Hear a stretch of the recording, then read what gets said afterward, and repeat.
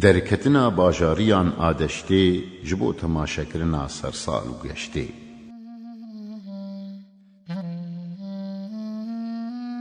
دورا فلک جبخت وکری و زلال و پیروز دیسا کو نشان دا جنو و نوروز. لگور توریا پیروز و عادت مبارک باجاری و عسکر گشت حمی بجارک.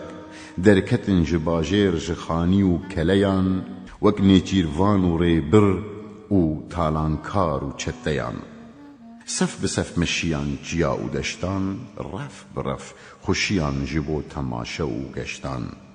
مروفین جحمی جلبان چه بچوک و چه مزن و نما دباجر دا چه کسک جبن.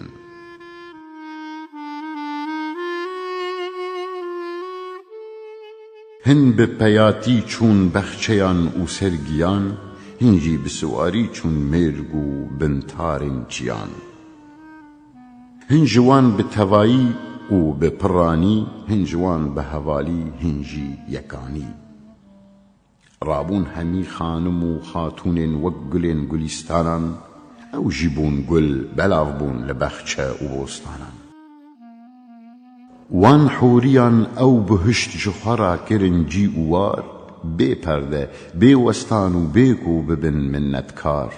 خورتن نو گهشتی او کچن باکیره ین بدو و رند همی بزلف و خالن پاک همی پاکج و سربلند.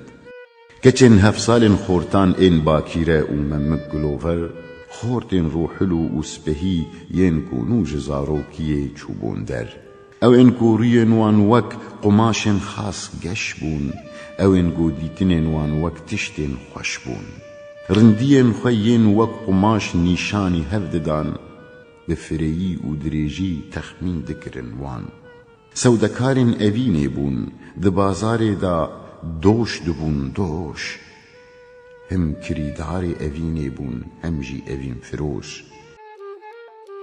کچن باکیره و خورتن نو گهشتی و همی سرسالی جوانان حتا بگهیج پیر و کالین ست سالی.